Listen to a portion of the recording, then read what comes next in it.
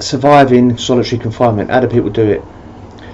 How does a man, and as a creature we are social animals, aren't we? We love to be around other people. How does a person whose very nature is to be around other people, how do they survive being isolated from everyone? Not being able to go and have a shower when you want, not being able to go out and get fresh air every day, not being able to shower every day, having no electricity except for a light in your cell, no TV, no radio,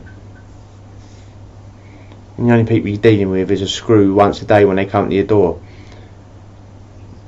How do people get through it? Reading's a big one. It's the only thing you can do down there, really. Bit of exercise, you know, push-ups and sit-ups in your cell, walking around in circles, chatting to your next door, maybe, if you've got a next door. Not everyone in the block has a next door they can chat to.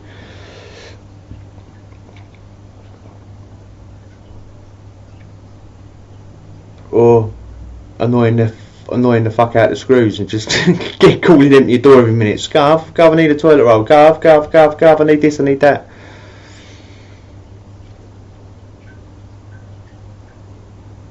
Most people, though, are down there for a couple of minutes, a couple of days at a time. Most people are down there for a couple of days and then they're back in the wing. Week. Most people, that top whack, someone's usually down there for 14 days, 7 to 14 days, and they're back on the wing. Certain times, though, you're down there because you want a GOAD, good order and discipline, which means you're not allowed back to the wing. I was on that once in Aylesbury for a few weeks. Or certain people choose to be down the block because they've got trouble in the prison, or they just don't like the prison and they want to ship out, or they can't handle normal prison life, so they think, well, I'll just go to the block and be on my own. Some people prefer to be on their own. Yeah, some people. Yeah, well, this comes into the same thing. Some people want a break. They've been on the wing for X amount of time, and they think, right, I need a break. I'll go down the block. Certain people can't handle it, though. Certain people can't handle the block at all, and they'll kick off,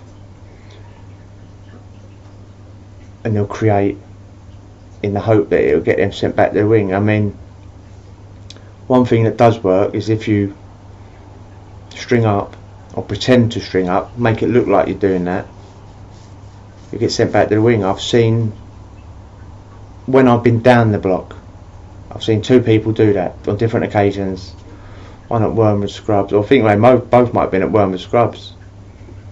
Just pretend to string up when you're not at a certain time, and they get sent back to the wing. Because obviously screws don't want it. They don't want you to do it again. So you've manipulated the system. Not everyone does that, though. Most people don't do that, to be fair.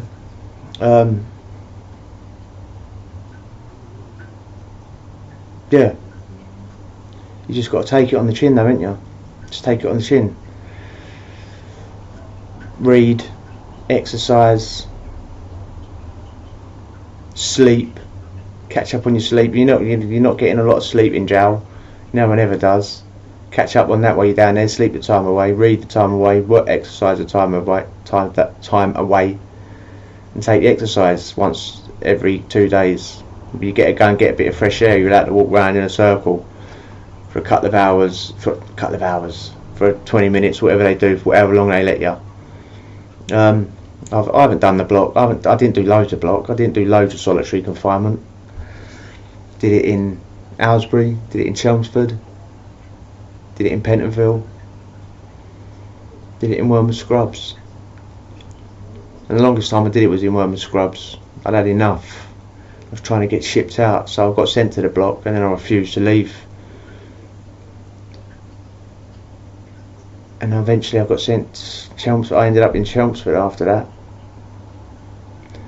I've done a whole another video about that before, about how I ended up going to the block and what happened. I was there all over Christmas, which most people would think would be terrible. I mean, you're in prison, you're in prison. What does another day do for you? How did it make it a special day because it's Christmas? So I didn't really care about that. I was just reading a lot, taking the time to self-reflect, contemplate, being in my own head, thinking about things, just relaxing. Certain people cannot handle it at all. I mean, they'll set fire to the cell. I've been there, and I've been there. Everyone's getting choked out because no one's getting released from the block, and someone's set fire to this thing to get out of it, and they can't handle it, or they start kicking the door. They start getting on the bell every 2 seconds because they missed a bit of social interaction, so they call in a screw to the door every 2 minutes.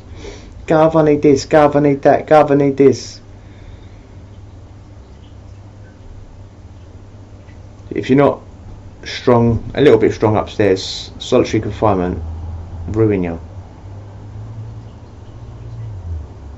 And there's been studies on it, isn't it? I mean, if you're there for a prolonged amount of time, you can go mad. That's why they say you can only be there for 2 weeks or whatever it is, and then a doctor has to come every day. A doctor comes every day anyway. They say to you, do you need to see a doctor? Do you need to see this? Do you need to see that? Do you need to see a chaplain? And come every morning. And you can say, no, I don't want that, I don't want that, I want to exercise, I want to use I want to use the phone, which you're not allowed to use every day. You can't have a shower every day.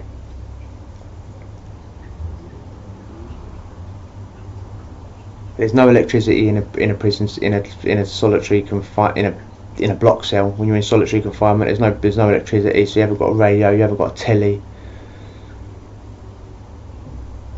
Best thing to do is read the time away, sleep the time away, until your time comes that you're allowed back onto the normal wing. Or you can just pretend you want to top yourself, and they'll put you there, and they'll put you straight back on the wing anyway. Adios.